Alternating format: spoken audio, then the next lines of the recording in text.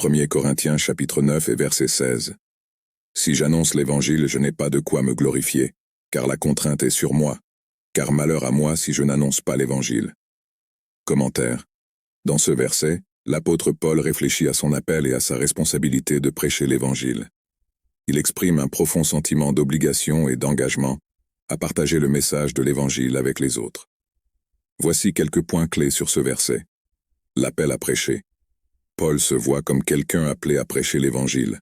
Il ne considère pas cela comme un choix facultatif, mais plutôt comme une obligation qui lui a été imposée par le Seigneur. Manque de gloire personnelle. Paul souligne qu'il n'a aucune raison de se vanter ou de se vanter de prêcher l'Évangile.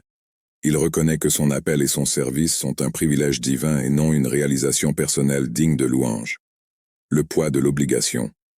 L'apôtre souligne que cette obligation de prêcher l'Évangile est un poids pour lui. Cela reflète le sérieux et la responsabilité qu'il ressent en partageant le message du salut avec les autres. Engagement inébranlable. Paul conclut le verset par une déclaration forte. « Malheur à moi si je ne prêche pas l'Évangile ». Cela révèle sa profonde conviction que la prédication de l'Évangile est essentielle et qu'il ne peut imaginer ne pas remplir cette tâche. Ce verset met en évidence la passion, l'engagement et l'urgence que Paul ressentait pour partager l'Évangile avec les autres.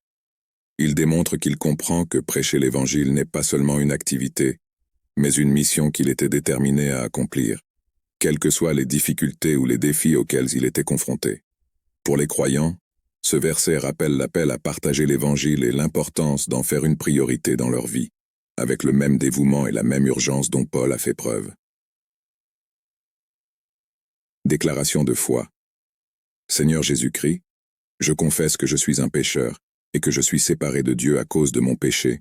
Je me repens de mes péchés, et je reconnais le Seigneur Jésus-Christ comme le seul et suffisant sauveur de ma vie. Et dirige-moi à la vie éternelle, et écris mon nom dans le livre de vie. Amen. Marc chapitre 16 verset 16.